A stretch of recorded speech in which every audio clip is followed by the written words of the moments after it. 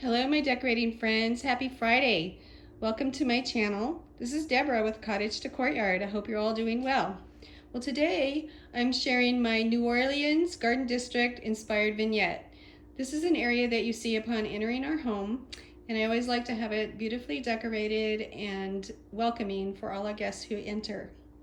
Okay, for those of you who've been fortunate enough to have visited the Garden District, you know just how beautiful the homes, gardens, and outdoor entertaining areas are. They're such a joy to experience. Everything is so lush and green.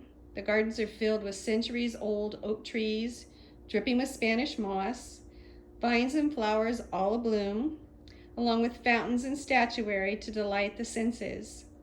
You'll always find wonderfully ornate iron fences and garden gates, lovely outdoor chandeliers casting a romantic glow, and let us not forget the breathtaking architectural elements that grace the homes, gardens, and porticos. So now that I've set the scene for a fabulous entry to a garden party, which they're famous for in the South, imagine, if you will, arriving at a stately home for the party, and this is what you see as you enter the veranda. It sets the tone for the evening and makes you want to see what beckons beyond. My love for all things French, antique architectural elements, statuary, and gardening is evident in this vignette. I love mixing the old with the new, rustic with luxe, and garage sale finds with high-end pieces. Okay, and I'm going to give us a closer look real quick, and then I will take the camera off the tripod and go up close and give you a close look as I explain about things and tell you where I got them and that sort of thing. So here we go, just a little bit closer up.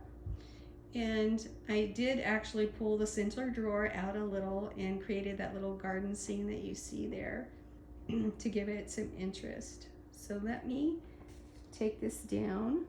Excuse the jarring or any blurring, and we'll walk over and we'll have a closer look.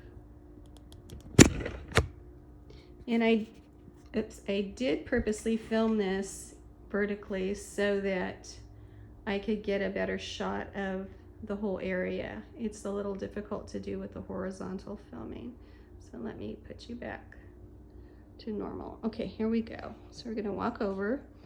Okay, the greenery that you see and the flowers all came from Hobby Lobby, with the exception of the dried hydrangeas that I used up at the top on the corners, and then down here on this little garden spot. You can see them. You can see the little birdie with its nest, a little watering can, the Les Jardins sign, and then there's a little Hobby Lobby bird there perched amongst the moss with her beautiful blue eggs.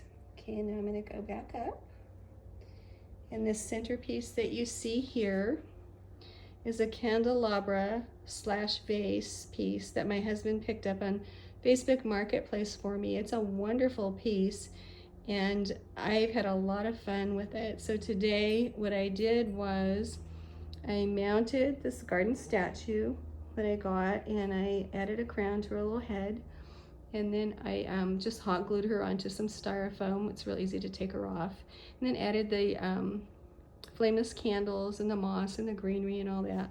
But I want to show you these antique crystal prisms that I added to it. You can't see them very clearly, but that's one of those things that I like people to come up and have a closer look and just sort of see what's behind things that they might otherwise miss. And there's those large corbels. We got those at an antique store here locally a few years ago, and they're just gorgeous. They're huge, and I love the original old peeling paint that's on them. And then the lamps, I added these fleur-de-lis, which are actually Christmas ornaments that were gold, and I dry brushed them with cream color just to kind of knock down the gold a little bit, and I added them to each of my lamps, as you can see.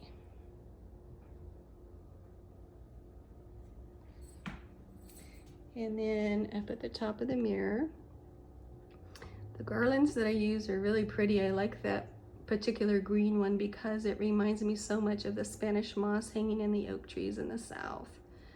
I love that when we were there. And then the white flowers on the other vine reminds me of the white wisteria that blooms in the south also. And I'm just gonna back up and give you another look. There we go. And that little fence there is actually from the Dollar Tree. It's plastic garden fencing, and it was black when I got it, and I just dry brushed it with some cream color paint and then added a touch of rust paint to make it look like the old iron fences that you see in the south.